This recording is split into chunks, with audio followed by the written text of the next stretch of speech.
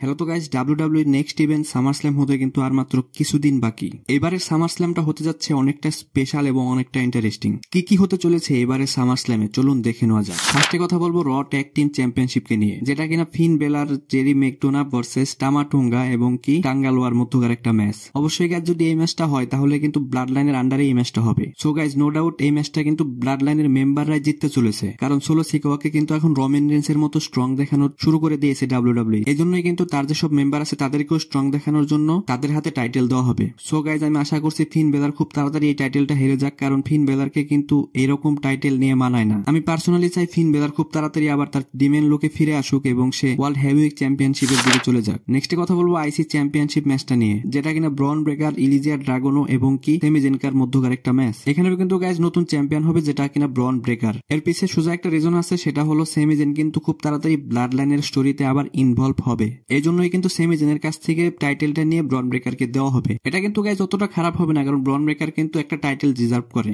এই ম্যাচের মধ্যে কিন্তু আমরা অনেক ভালো রেসলিং দেখতে পাবো। আশা করা যায় এটা একটা হাই রেটেড ম্যাচ হবে। সো সেমি জেনের ফ্যানদের মন খারাপ করার কিছু নেই, সেমি জেন খুব তাড়াতাড়ি এর থেকেও ভালো স্টোরি লাইনে ইনভলভ হবে। নেক্সট কথা বলবো ইউনাইটেড স্টেটস চ্যাম্পিয়নশিপকে নিয়ে, যেটা কিনা লোগান পল ভার্সেস এলএ নাইটের মধ্যকার একটা ম্যাচ। এই ম্যাচটা স্টোরি লাইন কিন্তু অনেকদিন ধরে টানা হচ্ছে। একবার ট্রিপল থ্রেট ম্যাচ হলো, একবার 1-on-1 ম্যাচ হলো, কিন্তু গাইজ রিমান অনুযায়ী এলএ নাইট কিন্তু এবার নতুন চ্যাম্পিয়ন হচ্ছে। এখানে লোগান পলের লম্বা যে টাইটেল রেনটা ছিল এখানেই সমাপ্ত, কারণ সামার স্ল্যামের পরে নতুন চ্যাম্পিয়ন হচ্ছে এলএ নাইট। এলএ নাইট কিন্তু ভালো একটা টাইটেল ডিজার্ভও করে, কারণ এলএ নাইটের মাইক স্কিল এবং কি তার রেসলিং দুটাই কিন্তু টপ লেভেলের। সো গাইজ এখন দেখা যাক এলএ নাইট কি টাইটেল জেতার পরে এতটা এন্টারটেইনার থাকবে। নেক্সট কথা বলবো ওয়ার্ল্ড হেভিওয়েট চ্যাম্পিয়নশিপ কিনে, যেটা কিনা গুন্থার ভার্সেস ড্যানিয়াম প্রিস্টের মধ্যকার একটা ম্যাচ। এখানে কিন্তু গাইজ 50-50 চান্স, এখানে গুন্থারও জিততে পারে এবং কি ড্যানিয়াম প্রিস্টও জিততে পারে, কিন্তু বেশিরভাগ গণমাধ্যমে কিন্তু এই ব্যাপারে শিওর করে দিয়েছে যে গুন্থার এই ম্যাচটা জিততে চলেছে। আমি পার্সোনালি চাই ড্যানিয়াম প্রিস্ট জানি টাইটেলটা রিটেন করে, কারণ ড্যানিয়াম প্রিস্ট কিন্তু চ্যাম্পিয়ন হওয়ার পরে অনেক ভালো ভালো কাজ করেছে। সোজা বাংলায় বলা যায় করিডোর যে চ্যাম্পিয়নশিপ জিতেছে তার থেকে অনেক ভালো ভালো কাজ করছে ড্যানিয়াম প্রিস্ট। এবং কি কথা বলো সামারস্ল্যামের মেইন ইভেন্ট কি নিয়ে, যেটা কিনা ডাব্লিউডাব্লিউ আনডিসপিউটেড চ্যাম্পিয়নশিপ, যেটা কিনা করিডোর ভার্সেস সোলো সিকোয়ার মধ্যকার একটা ম্যাচ। এখানে চোখ বন্ধ করেই বলা যায় করিডোর তার টাইটেলটা রিটেন করবে, কারণ সোলো সিকোয়া এখনো ওই লেভেলে সুপারস্টার হতে পারেনি যে তার হাতে এখনই ডাব্লিউডাব্লিউ আনডিসপিউটেড চ্যাম্পিয়নশিপ দেওয়া হবে। কিন্তু গাইজ এই ম্যাচে অনেক টুইস্ট হতে চলেছে, কারণ এখানেই রিটার্ন হওয়ার সম্ভাবনা আছে রোমান রেন্স এবং কি